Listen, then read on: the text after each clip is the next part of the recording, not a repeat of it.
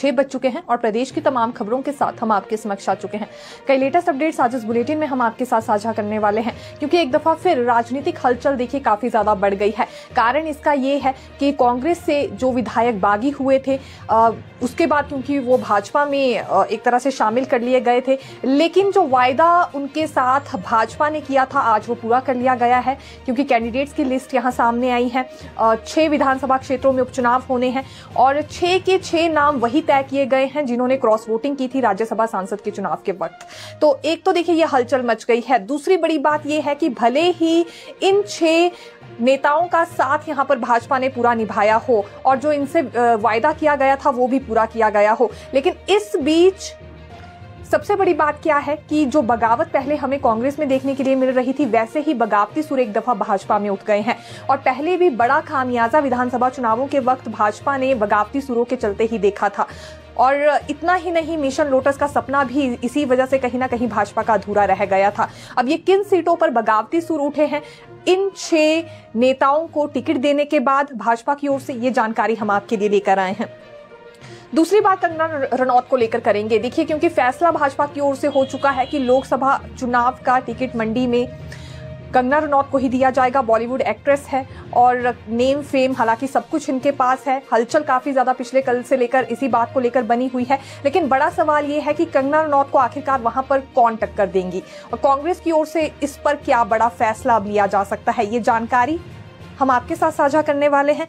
तीसरी बड़ी बात मुख्यमंत्री के जन्म दिवस से जुड़ी करेंगे, क्योंकि आज उनका जन्मदिन उनके सरकारी आवास ओक ओवर में मनाया गया, लेकिन साथ ही साथ एक बड़ा जुबानी हमला हम कह सकते हैं जो कि उन्होंने भाजपा पर किया है। एक बड़ा आरोप लगाया है, ऐसा आरोप कि अब देखिए भाजपा की ओर से भी इस पर रिएक्शन सामने आ गया है। लेकिन क्या कुछ यहाँ मुख्यमंत्री सुखविंदर सिंह सुक्खू का कहना रहा, ये जानकारी हम आपके साथ साझा करेंगे।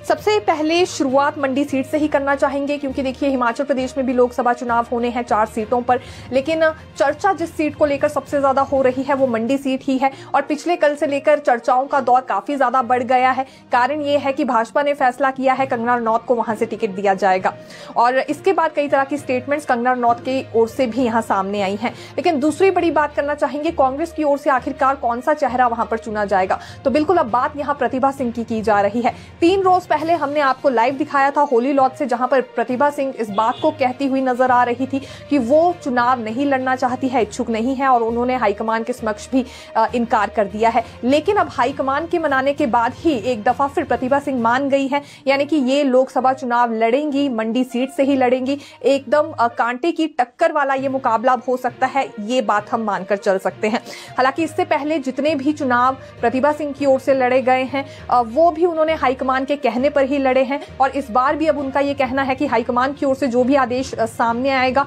उसे वो स्वीकार करेंगी। तो यानी कि खुले तौर पर उन्होंने संकेत दे दिए हैं कि मंडी सीट से अब प्रतिभा सिंह यहां पर चुनाव लड़ सकती हैं। 3 रोज पहले साफ इनकार कर रही थी, लेकिन अब हाईकमान ने जब उन्हें मनाया है, कांग्रेस हाईकमान के आदेशों के बाद और उनके मनाने के बाद एक तरह से प्रतिभा सिंह अब इस बात को स्वीकार करती हुई नजर आ रही है कि वो लोकसभा चुनाव लड़ सकती हैं। पिछले कल ही क्योंकि कंगना रनौत को लेकर यहाँ नाम सामने आ गया था कि अब वो मंडी सीट से चुनाव लड़ने वाली हैं, उसके बाद उन्होंने प्रधानमंत्री नरेंद्र मोदी का आभार भी जताया। तब से लेकर ही अटकलें काफी ज्यादा लगाई जा रही थी कि आखिरकार अब कांग्रेस वहां से अपने किस चेहरे को मौका देने वाली है। तो देखा जा सकता है प्रतिभा सिंह का नाम फिलहाल अभी सामने आया है। हालांकि पुष्टि इसकी तभी हो पाएगी जब एक तरह से लिस्ट, फाइनल लिस्ट यहाँ कांग्रेस की ओर से भी जारी होगी। अब सवाल क्योंकि ये भी है कि एक और भाजपा ने तो 6 उपचुनावों को लेकर भी यहाँ अपने कैंडिडेट्स फाइनल कर लिए हैं। लोकसभा सीटों को लेकर पहले ही इन्होंने अपने कैंडिडेट्स तय कर लिए थे। तो आखिरकार कांग्रेस इतना वक्त क्यों लगा रही है? तो जानकारी आज हम आपके लिए ये भी लेकर आए हैं कि कांग्रेस की ओर से भी लिस्ट अब जल्दी फाइनल कर दी जाएगी। 10 अप्रैल से पहले फाइनल लिस्ट कांग्रेस की ओर से सामने आने वाली है। ये हम इसलिए कह रहे हैं क्योंकि समन्वय समिति की पहली बैठक अगले कल चंडीगढ़ में बुलाई गई है।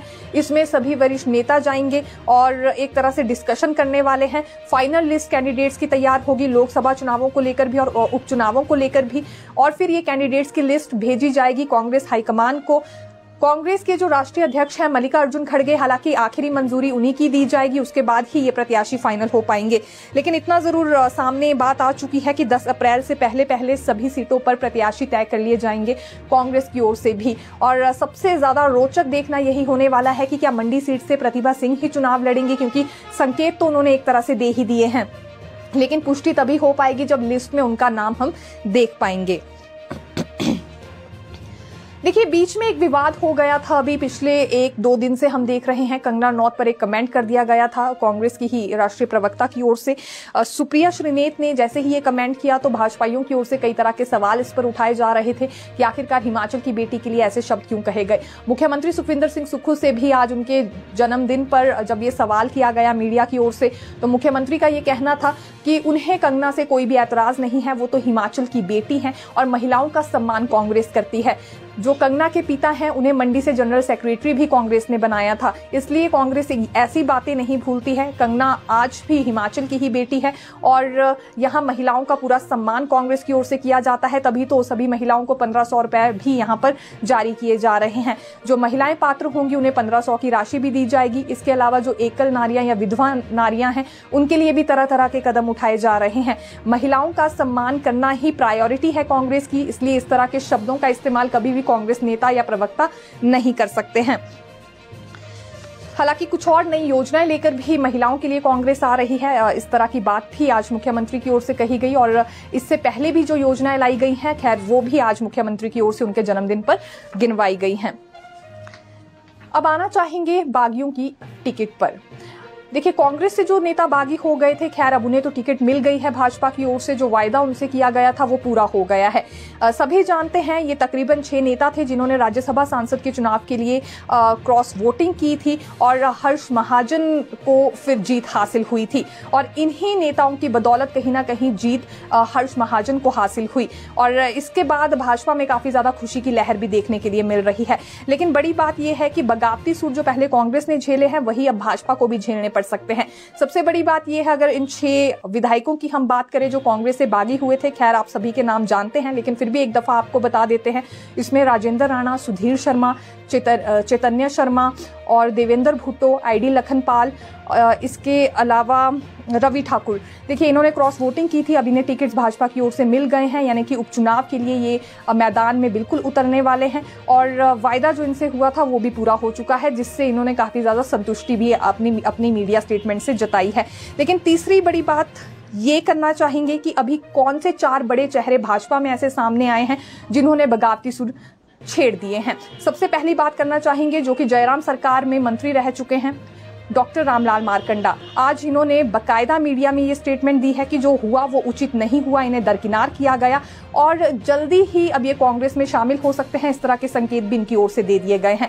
काफी ज्यादा नाराज चल रहे हैं और नाराज तो होंगे भी, क्योंकि ठीक 2 हफ्ते पहले ही इन्होंने जनसंपर्क अभियान इसी डर से छेड़ दिया था कि ऐसा ना हो इनके बदले रवि ठाकुर को टिकट दे दी जाए, जो कि अब नया चेहरा भाजपा में शामिल हुए हैं और ऐसा ही हुआ भी है। हालांकि अब भाजपा पूरा सपोर्ट रवि ठाकुर को ही करेगी, क्योंकि इसी वजह से तो रामलाल मारकंडा की अनदेखी हुई है, लेकिन ये अनदेखी इनसे बर्दाश्त नहीं हुई और आज इन्होंने कई टका टिप्पणियां भाजपा पर की है और इससे पहले पूर्व जयराम सरकार पर भी कई तरह के सवाल उठाए हैं। दूसरी बात कुटलैहड़ में पूर्व मंत्री वीरेंद्र कंवर की करना चाहेंगे, कुटलैहड़ में ही, क्योंकि देवेंद्र भुट्टो को लेकर आज कार्यक्रम रखा गया था। वीरेंद्र कंवर इसमें एब्सेंट पाए गए हैं और वीरेंद्र कंवर तो पहले भी संकेत दे चुके हैं कि ये निर्दलीय चुनाव भी लड़ सकते हैं। हालांकि कांग्रेस अब इन्हें अपने पक्ष में लाने की कोशिश करेगी या नहीं, ये देखना काफी ज्यादा रोचक रहने वाला है, क्योंकि अभी आवश्यकता है बहुमत साबित करने की कांग्रेस को भी। अभी जिस तरह का दावा भाजपा की ओर से किया जा रहा है, काफी ज्यादा कॉन्फिडेंस में भाजपा नजर आ रही है और इस ओर देखिए कांग्रेस की ओर से भी कोशिश ये की जाएगी कि भाजपा के नेताओं को और विधायकों को तोड़ने का काम किया जाए, हूबहू वैसे ही जैसे पहले भाजपा की ओर से हुआ है। ऐसे आरोप प्रत्यारोप, क्योंकि दोनों पार्टीज अभी एक दूसरे की ओर लगाती हुई नजर आ रही हैं और ये भी माना जा रहा है कि अपने अपने पक्ष में एक दूसरे की पार्टी के विधायकों को, नेताओं को करने की होड़ भी दोनों राजनीतिक दलों में लगी हुई है। तो देखिए, दो नाम हमने आपको बताए, डॉक्टर रामलाल मारकंडा और जो पूर्व में मंत्री रह चुके हैं वीरेंद्र कंवर। इनकी ओर से बगावती सुर सामने आ चुके हैं। तीसरी बात करना चाहेंगे गगरेट से पूर्व विधायक राजेश ठाकुर।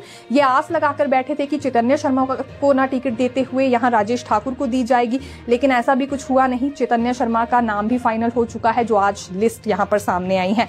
धर्मशाला से पूर्व विधायक विशाल नहरिया की भी अनदेखी हुई है। इनकी ओर से कोई स्टेटमेंट अभी दी नहीं गई है, लेकिन ये देखना काफी ज्यादा रोचक रहने वाला है कि सुधीर शर्मा क्या यहाँ इन 3 से 4 बड़े नेताओं को धर्मशाला में अपने साथ लेकर चल पाएंगे, जिसमें विशाल नहरिया भी हैं। क्या इन्हें मना पाएंगे? चलिए, जो इनके समर्थक थे या कुछ कार्यकर्ता इनके फेवर में थे, उन्हें खींच लाना इनके लिए इतना ज्यादा डिफिकल्ट नहीं होगा। लेकिन इस बीच जो भाजपा के कार्यकर्ता हैं इनके हलकों में और बड़े चेहरे हैं, उन्हें अपने साथ कैसे लेकर ये चलते हैं, ये सबसे ज्यादा चैलेंजिंग इस बीच इन 6 नेताओं के लिए रहने वाला है, जो कि अब उपचुनाव लड़ने वाले हैं भाजपा की ओर से। मुख्यमंत्री सुखविंदर सिंह सुक्खू की ओर से आज एक बड़ा आरोप लगाया गया है भाजपा पर। आज इनका जन्मदिन था। सरकारी आवास ओक ओवर में कई बड़े नेता पदाधिकारी बधाई देने के लिए पहुंचे थे। विधानसभा अध्यक्ष कुलदीप सिंह पठानिया समेत कई मंत्री आए थे, जिन्होंने शुभकामना और बधाई जन्मदिन की मुख्यमंत्री को सुक्खू को दी। उसके बाद मीडिया से बातचीत करते हुए बड़ी बात मुख्यमंत्री की ओर से ये कह दी गई है। पहला पॉइंट इन्होंने ये कहा कि जो राज्य के इतिहास में कभी नहीं हुआ वो अब भाजपा ने किया है, और सीधे तौर पर इनका ये कहना था कि हॉर्स ट्रेडिंग की गई है, खरीद फरोख्त की गई है। उसके बाद कांग्रेस सरकार को गिराने की कोशिश हुई, लेकिन इसमें सफल नहीं रही भाजपा और रहेगी भी नहीं। और दूसरी बड़ी बात उन्होंने भाजपा को लेकर ये भी कही है, एक तरह से नसीहत देनी चाहिए है कि खरीद फरोख्त की राजनीति से वो दूर रहे, ईमानदारी से चुनाव लड़े, क्योंकि हिमाचल प्रदेश की जनता लोकतंत्र पर ही विश्वास रखती है। और जो 6 विधायकों ने दगाबाजी की पार्टी के साथ, वो महज पार्टी के साथ नहीं बल्कि प्रदेश की जनता के साथ भी बड़ी दगाबाजी की है। चुनाव कांग्रेस पार्टी से लड़ा, जीत कांग्रेस पार्टी से हासिल की, और उसके बाद फिर दगाबाजी भी कांग्रेस पार्टी से ही की, और फिर भाजपा अब ज्वाइन कर ली है। लेकिन जो एक पार्टी के नहीं हुए वो दूसरी पार्टी के भी क्या होंगे? इस तरह के सवाल कई नेताओं की ओर से उठाए जा रहे हैं, और कार्यकर्ता भी इस दौरान देखिए काफी ज्यादा रुष्ट नजर आ रहे हैं इन 6 नेताओं से कि आखिरकार क्यों इन्होंने क्रॉस वोटिंग की। उसके बाद फिर जब सदस्यता रद्द हुई तो भाजपा ज्वाइन कर ली। हालांकि अब रास्ता तो यहाँ देखिए कांग्रेस की ओर से भी जरूर कुछ ना कुछ निकाला जाएगा, क्योंकि बगावती सुरों का सामना तो अब यहाँ भाजपा को भी करना पड़ रहा है, और इस बात का फायदा कांग्रेस भी जरूर उठाएगी, क्योंकि जो बगावती सुर छेड़ने वाले नेता हैं वो कहीं ना कहीं संकेत दे रहे हैं कि वो कांग्रेस में जाने के लिए बिल्कुल इच्छुक हैं। तो हॉर्स ट्रेडिंग का बड़ा आरोप आज लगाया गया है, जिस पर मुख्यमंत्री का ये भी कहना था कि ये देवी देवताओं की भूमि है। राज्य के इतिहास में पहली बार हॉर्स ट्रेडिंग हुई है, यानी कि खरीद फरोख्त की परंपरा अपनाई गई है। और दुर्भाग्यपूर्ण ये बात है कि जो तकरीबन ये 6 नेता थे ये भी एक तरह से बिक गए। तो इससे ज्यादा और निंदनीय कुछ नहीं हो सकता है। इन्होंने प्रदेश की जनता को भी बड़ी ठेस पहुंचाई है, जनता इन्हें माफ नहीं करेगी। एक और बड़ी बात आज मुख्यमंत्री सुक्खू की ओर से कही गई है कि अप्रैल से, यानी कि 1 अप्रैल से ये हिमाचल प्रदेश के दौरे पर होंगे, जगह जगह जाएंगे और लोगों से मुलाकात भी करने वाले हैं, और जो कुछ भी भाजपा ने इनके साथ किया है उसका कड़ा जवाब ये मैदान जंग में देंगे। ये भी आज इनकी ओर से स्टेटमेंट सामने आई हैं। अब देखिए, लाहौल स्पीति से जो पहले जयराम सरकार में मंत्री रह चुके हैं डॉक्टर रामलाल मारकंडा, इनकी ओर से आज क्या कुछ कहा गया ये आपको बता देते हैं। जैसा कि हमने कहा ठीक 2 हफ्ता पहले ही, क्योंकि इनकी ओर से जनसंपर्क अभियान शुरू कर दिया गया था इस मकसद से ताकि इनकी अनदेखी ना हो। लेकिन आज जो लिस्ट सामने आई उसके बाद काफी ज्यादा रौद्र रूप में ये नजर आए। इतना ही नहीं, इन्होंने भाजपा मंडल से इस्तीफा भी दे दिया है। अगले कल तक ये कांग्रेस में शामिल हो सकते हैं। इस तरह के खुले संकेत इनकी ओर से सामने आए हैं। देवेंद्र भुट्टो को लेकर कुटलैहड़ में कार्यक्रम आयोजित किया गया था, जिसमें नेता प्रतिपक्ष जयराम ठाकुर भी पहुंचे थे। लेकिन जयराम ठाकुर की मौजूदगी के बावजूद भी वहां पर जो पूर्व में मंत्री रह चुके हैं वीरेंद्र कंवर, वो नहीं आए। एक तरह से उनकी एब्सेंस पाई गई है। लेकिन अब यहां भाजपा देखिए किस तरह की कोशिश कर रही है। डैमेज कंट्रोल करने के लिए पहले ही कुछ नेताओं की ड्यूटीज लगा दी गई है, जिसमें नेता प्रतिपक्ष जयराम ठाकुर हैं और डॉक्टर राजीव बिंदल जो कि भाजपा प्रदेश अध्यक्ष हैं। दोनों को ये कमान सौंप दी गई है कि जो नेता अभी नाराज चल रहे हैं इनका समन्वय पार्टी के साथ बिठाना होगा और कुछ भी करके इन्हें मनाना है। अब किस तरह से मंडल के साथ इनका समन्वय करवाया जाता है और कैसे दोबारा से तालमेल बढ़ता है, ये देखना काफी ज्यादा रोचक रहने वाला है। हालांकि आज की अगर जानकारी दे तो नेता प्रतिपक्ष जयराम ठाकुर तो कुटलैहड़ में थे देवेंद्र भुट्टो के कार्यक्रम में, लेकिन दूसरी ओर जो भाजपा प्रदेश अध्यक्ष बिंदल हैं, ये मंडल की बैठक करवा रहे थे नालागढ़ में, और अब उसके बाद ये बुधवार को हमीरपुर पहुंचेंगे। इसके बाद का शेड्यूल भी इनका देखिए सामने आ गया है। 28 फरवरी को ये धर्मशाला में सुधीर शर्मा के कार्यक्रम में होंगे। दरअसल राजेंद्र राणा और सुधीर शर्मा 28 फरवरी को अपने चुनाव क्षेत्र लौट रहे हैं। आज देहरा भी होशियार सिंह पहुंच गए थे और पूर्व मंत्री विक्रम सिंह ठाकुर इनके साथ आए थे। तो ये जानकारी हम लेकर आए थे कि नेता प्रतिपक्ष जयराम ठाकुर और डॉक्टर राजीव बिंदल की जो ड्यूटी लगाई गई है, किस तरह से अब यहाँ मंडल के साथ इनका समन्वय बिठाया जाता है, कैसे ये इस बात को लेकर सफल रहते हैं, ये देखना काफ़ी ज़्यादा दिलचस्प रहने वाला है। बगावती सुर तो क्योंकि भाजपा में भी उठ गए हैं, लेकिन इन सुरों को, बगावती सुरों को कैसे खत्म किया जाता है, ये बड़ा चैलेंज अब भाजपा के लिए भी रहने वाला है। कांग्रेस ने ये बड़ी डिफिकल्टी फेस कर ली है, लेकिन अब कहीं ना कहीं भाजपा की बारी है। आज देखिए एक बड़ा वाक्य सामने आया और ये रवि ठाकुर को लेकर था, क्योंकि ऐलान तो हो चुका है रवि ठाकुर को लेकर भी, ये भी लाहौल स्पीति से उपचुनाव लड़ने वाले हैं भाजपा की टिकट पर। और इसी बीच जब ये प्रेस वार्ता के लिए शिमला रिज में स्थित आशियाना में पहुंचे थे, तो उसी वक्त वहां पर एनएसयूआई के कुछ कार्यकर्ता आए जिनकी ओर से नारेबाजी की गई। हालांकि एक तरह से हमला करने की कोशिश इन पर हुई है, ये हम बिल्कुल कह सकते हैं, क्योंकि जो मेन गेट था आशियाना तक पहुंचने के लिए, उसका प्रयोग ना करते हुए दूसरी ओर जो वहां बैरिगेड्स लगाए गए थे, वहां से छलांग मारकर ये एनएसयूआई के कार्यकर्ता आए और काफी ज्यादा रौद्र रूप में नजर आ रहे थे और हुड़दंग भी इन्होंने बहुत बुरी तरह से मचाया। आशियाना का जो दरवाजा था, खिड़की थी, उसे भी एक तरह से तोड़ने की कोशिश की, गाली गलोच भी की और इस बीच इन नेताओं के खिलाफ नारे भी लगाए। दरअसल रोष इसलिए है एनएसयूआई के कार्यकर्ताओं में कि दगाबाजी इन्होंने कांग्रेस पार्टी के साथ की है। कांग्रेस पार्टी ने इन्हें सब कुछ दिया, लेकिन आखिर में क्रॉस वोटिंग कर दी और सरकार गिराने जैसी नौबत यहां पैदा कर दी थी। तो क्यों इन नेताओं ने ऐसा किया, इसी बात पर वो सवाल उठा रहे थे, काफी ज्यादा रोष में नजर आ रहे थे।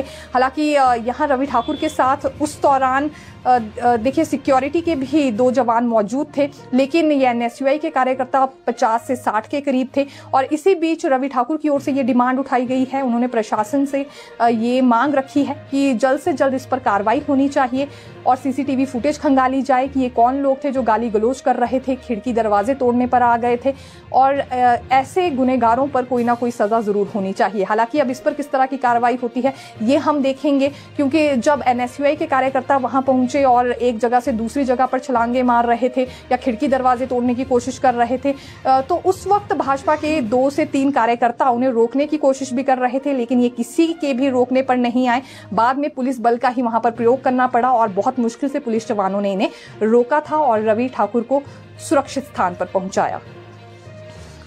देखिए उपचुनावों पर हर्ष महाजन की ओर से आज दावा कर दिया गया है। राज्यसभा सांसद हर्ष महाजन का ये कहना है, जैसे उन्होंने ये सांसद का चुनाव जीता है, बिल्कुल उसी तरह से उपचुनाव भी ये जीतने वाले हैं। 6 विधानसभा क्षेत्रों में उपचुनावों में भाजपा की ही जीत होने वाली है। कांग्रेस के कुछ और विधायक भी हैं जो उनके संपर्क में हैं, लेकिन अब उन्हें 1 या 2 सदस्य की ही आवश्यकता है, तो उतने ही वो भाजपा में लेंगे। ये एक तरह से संकेत उन्होंने ये दिए हैं कि कुछ और नेता भी अभी कांग्रेस के भाजपा में जा सकते हैं।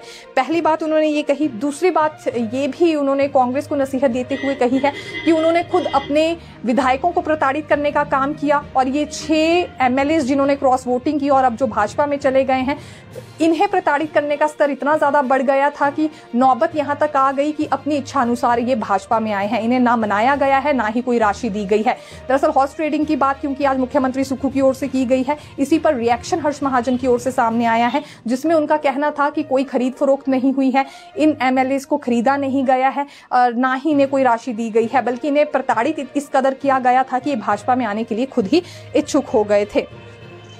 एक और बात उन्होंने कही है, जब बगावती सुरों को लेकर हमने उनसे सवाल किया कि अभी डॉक्टर रामलाल मारकंडा नाराज हो गए हैं, वीरेंद्र कंवर नाराज हो गए हैं, विशाल नहरिया की अनदेखी हुई है, तो इस बीच हर्ष महाजन का ये भी कहना था कि सबको मनाने की कोशिश की जाएगी और वैसे भी 2027 तक वाला कार्यकाल इन्हीं का था। यानी कि जिन विधायकों को अभी टिकट दिए गए हैं उपचुनाव लड़ने के लिए, 2027 तक का कार्यकाल पर अधिकार उन्हीं का था, इसीलिए उन्हें उपचुनाव लड़ने के लिए टिकट दिए गए हैं। बाकी जो अभी लोग नाराज चल रहे हैं उन्हें जल्द से जल्द मनाने की कोशिश भी की जाएगी। लेकिन इस बीच देखिए एक और बड़ी खबर हमारे पास आई है, ये निर्दलियों से जुड़ी है। निर्दलियों का केस उलझ गया है। दरअसल इन्होंने अपना इस्तीफा दिया था विधानसभा अध्यक्ष कुलदीप सिंह पठानिया के पास। उसके बाद ये भाजपा में शामिल हो गए, लेकिन विधानसभा अध्यक्ष ने अभी इनका इस्तीफा स्वीकार नहीं किया था, जिस वजह से ये मामला अब कोर्ट पहुंच सकता है। नेता प्रतिपक्ष जयराम ठाकुर का इस पूरे मामले में ये कहना है कि ऐसे मामलों में अक्सर जल्दी ही सुनवाई होती है और डिसीजन भी सामने आ जाता है। इसके अलावा राष्ट्रीय स्तर पर भी यानी कि जो हाईकमान है वो कानूनी पहलुओं को इस मामले में देख रही है। इसके अलावा देखिए, शिक्षा क्षेत्र से अंत में दो खबरें हम आपको सुनाना चाहेंगे। एक बड़ी अपडेट हम जमा 1 के छात्रों से जुड़ी लेकर आए हैं। दरअसल ये गणित का इनका एग्जाम हुआ था और इसमें एक क्वेश्चन गलत दे दिया गया था। ये क्वेश्चन नंबर 30 बताया जा रहा है जो गलत पूछा गया था, जिस वजह से 4 एक्स्ट्रा अंक इन बच्चों को अब दिए जाएंगे। हर छात्र को 4 एक्स्ट्रा मार्क्स मिलने वाले हैं, यानी कि एक तरह से 4 अंक उसे एक्स्ट्रा दिए जाएंगे। और कारण ये है कि गलत ही ये सवाल पूछ लिया गया था, इसलिए शिक्षा बोर्ड की ओर से ये डिसीजन हो चुका है और सभी डेप्यूटी डायरेक्टर्स को इस बारे में निर्देश भी जारी हो चुके हैं। जिन बच्चों ने ये क्वेश्चन अटेंड नहीं किया होगा उन्हें भी 4 मार्क्स एक्स्ट्रा मिलेंगे, जिन्होंने किया है उन्हें भी 4 मार्क्स इसमें एक्स्ट्रा दिए जाएंगे।